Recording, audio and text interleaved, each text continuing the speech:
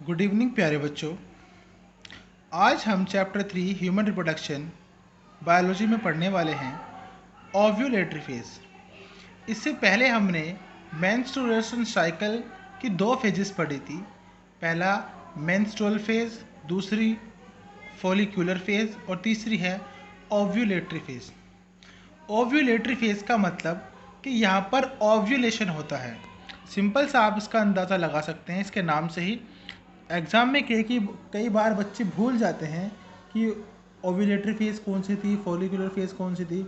तो follicular phase that means प्लोरिफिरेशन phase या फिर प्रोलिफरेटिव फेज भी आप इसको कह सकते हैं, जहाँ पर क्या हो रहा है, फॉलिकल का प्रोलिफिकेशन हो रहा है। ओव्यूलेटरी में क्या हो रहा है, ओव्यूलेशन हो रहा है। तो आइए इसको पढ़ते हैं।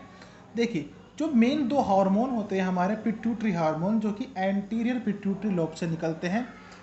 पहला है ल्यूटिनाइजिंग हार्मोन, दूसरा है फॉलिकुलर स्टिमुलेटिंग हार्मोन। क्योंकि ये फॉलिकल को स्टिमुलेट कर रहा है तो ये ओव्यूलेटरी फेज में यानी कि मिड में, पूरी साइकिल के मिड में यानी कि 14 दिन के आसपास ये अपने पीक लेवल पर होता है, यानी कि बिल्कुल एक तरह से हाई लेवल पर होता है। मैंने पिछली वाली वीडियो में ग्राफ के माध्यम से आपको समझाया था कि किस तरह से LH और FSH जो होता है वो मेंस्ट्रुअल फेज के अंदर तो बिल्कुल कम होता है, लेकिन ओव्यूलेटरी फेज में बिल्कुल हाई हो जाता है। कब होता है, 14th डे को, यानी कि 28 दिन की जो साइकिल होती है उसमें 14 दिन यानी कि आधी साइकिल के दौरान ये अपने पीक लेवल पर होते हैं। अभी करते क्या है, यहाँ से एस्ट्रोजन्स हार्मोन निकलते हैं, क्योंकि बेटा जो हमारा FSH हार्मोन है वो ओवेरियन फॉलिकल पर काम करता है और किसको निकालता है, ओवेरियन फॉलिकल से एस्ट्रोजन को स्टिमुलेट करता है। ठीक है, सॉरी, FSH जो है वो ओवेरियन फॉलिकल पर काम करता है और ओवेरियन फॉलिकल को स्टिमुलेट करता है कि वो एस्ट्रोजन हार्मोन को रिलीज करे। इसी तरह जो हमारा LH हार्मोन है ये कार्पस ल्यूटियम पर काम करता है और कार्पस ल्यूटियम को स्टिमुलेट करता है कि वो प्रोजेस्टेरोन को रिलीज करे। तो इस तरह से अब एस्ट्रोजन जब रिलीज होगा तो इसकी कंसेंट्रेशन क्या होगी, ब्लड में बढ़ जाएगी, क्योंकि FSH के इनडायरेक्टली FSH के कारण ही एस्ट्रोजन का निर्माण होता है। तो एस्ट्रोजन की संख्या भी, एस्ट्रोजन की मात्रा भी ब्लड में बढ़ जाती है, जिसके दौरान क्या होता है कि जो आपका जो ओव्यूलेशन है, ओव्यूलेशन रैपिडली होता है। फिर उसके बाद फिर रैपिड सिक्रेशन ऑफ किसका, LH का।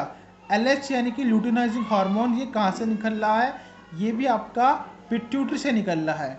अब ये क्या करता है, ये रैप्चरिंग करता है किसको, ग्राफियन फॉलिकल को। ग्राफियन फॉलिकल को रैप्चर करता है और ग्राफियन फॉलिकल से फिर ओवम रिलीज्ड हो जाता है।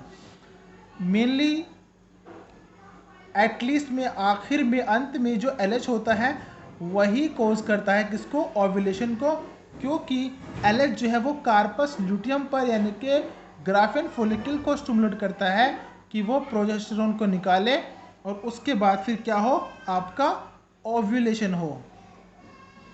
अब तो ये था आपका ओव्यूलेटरी फेज। इससे आगे हम पढ़ते हैं ल्यूटियल फेज। ल्यूटियल फेज यानी कि ये आखिरी फेज होता है। इसमें क्या होता है, ये 15 दिन के बाद का जो टाइम होता है, यानी कि 16, 17, 18, 19, 20, 21 और 22, 23, 24, इस तरह से 28 दिन तक ये चलता है, लगभग 14 दिनों का होता है। इसके अंदर क्या होता है कि कार्पस ल्यूटियम जो है वो सिक्रेट करने लगता है किसको, प्रोजेस्टेरोन को। किसकी सहायता से, LH की सहायता से, क्योंकि LH कार्पस ल्यूटियम पर एक्ट करेगा और वो इसको प्रोजेस्टेरोन निकालने के लिए बाध्य करेगा। इस तरह से जब प्रोजेस्टेरोन निकलेगा तो जो एंडोमेट्रियम होगी उसकी वो क्या हो जाएगी, वो मोटी हो जाएगी, उसकी थिकनेस बढ़ जाएगी, वो थिकन्स हो जाएगी। आ रही है समझ में, थिकनेस यहाँ पे क्या हो जाएगा, यहाँ पे ये थिकन्स है बेटा, इसका मतलब होता है मोर फैटेड, यानी कि और ज़्यादा मोटी हो जाएगी ये।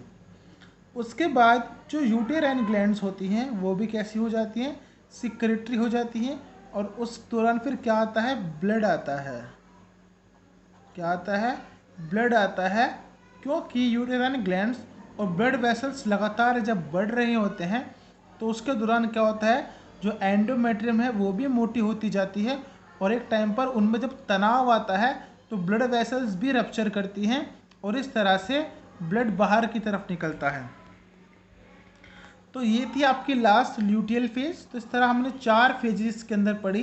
पहले हमने पढ़ा मेंस्ट्रुएशन फेज, दूसरा पढ़ा हमने फॉलिकुलर फेज, तीसरा हमने पढ़ा ओव्यूलेटरी फेज और फोर्थ पढ़ा हमने luteal phase. I hope simple सा आपको ये समझ में आ गया होगा। काफ़ी सिंपल है, जो पॉइंट्स टू पॉइंट से चीज़ें मैंने वो आपको बताई हैं, बाकी इससे ज़्यादा आपको पढ़ने की ज़रूरत नहीं है फॉर दी बोर्ड एग्जामिनेशन। बाकी अगर आप नीट के लिए तैयारी कर रहे हैं, किसी भी मेडिकल एग्ज़ाम की तैयारी कर रहे हैं, तो बेटा आपको उसमें सारी चीज़ें आनी चाहिए। अगर आपको वो चीज़ें भी जाननी तो आप मुझे बता सकते हैं, मैं पर्सनली आपको वो चीज़ें प्रोवाइड कराऊंगा।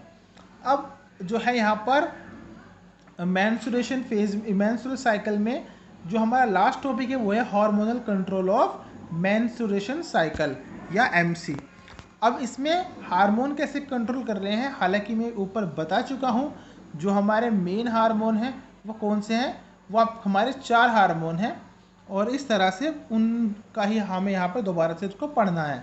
देखिए पहले हम बात करते हैं एफएसएच की। फुल फॉर्म आपको पता ही है, फॉलिकल स्टिमुलेटिंग हार्मोन। ये किस पर एक्ट करता है, ओवेरियन फॉलिकल पर। और ओवेरियन फॉलिकल क्या करता है, एस्ट्रोजन्स को रिलीज करते हैं। दूसरा हार्मोन है ल्यूटिनाइजिंग हार्मोन। ये काम करता है ग्राफेन फॉलिकल पर और ग्राफेन फॉलिकल को किस में बदलता है, कार्पस ल्यूटियम के अंदर। और कार्पस ल्यूटियम फिर क्या बनाती है, प्रोजेस्टेरोन को रिलीज करती है। इस तरह से मेंस्ट्रुअल फेज जो होता है मेनली वो किसके प्रोडक्शन से बढ़ता है, एस्ट्रोजेंस के प्रोडक्शन से बढ़ता है, क्योंकि एफएसएच भी एस्ट्रोजेंस को निकाल रहा है और एलएच भी प्रोजेस्टेरोन को निकाल रहा है और प्रोजेस्टेरोन जो है वो एक तरह का एस्ट्रोजेंस हार्मोन ही है। ठीक है, तो दोबारा से समझिए इसको। मेंस्ट्रुएशन की होने की जो मेन वजह है वो क्या है, एस्ट्रोजेंस के प्रोडक्शन का बनना। अब जो एलएच है वो किसका है, वो ओव्यूलेशन के लिए रिस्पॉन्सिबल है।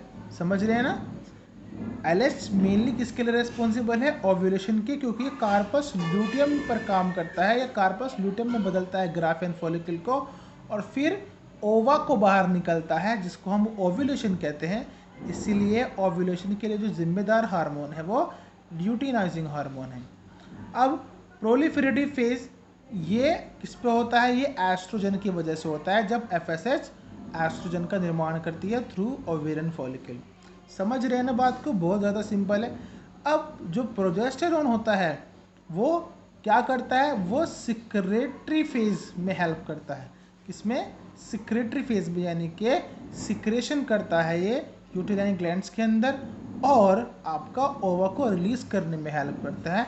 और क्योंकि प्रोजेस्टेरोन किसकी मदद से निकल रहा है, यहाँ पर एलएच की मदद से निकल रहा है, इसीलिए ये सिक्रेटरी फेज किसकी, ओवा की और ब्लड की, प्रोजेस्टेरोन की वजह से ही होती है। तो ये था हमारा हार्मोनल कंट्रोल ऑफ एमसी या मेंस्ट्रुएशन साइकिल। तो आज की क्लासेस में बस इतना ही। कल हम पढ़ेंगे फर्टिलाइजेशन एंड इम्प्लांटेशन, जो काफ़ी इंपॉर्टेंट टॉपिक है और उसको कल एक ही वीडियो में हम ख़त्म करने की कोशिश करेंगे। तो बेटा धन्यवाद।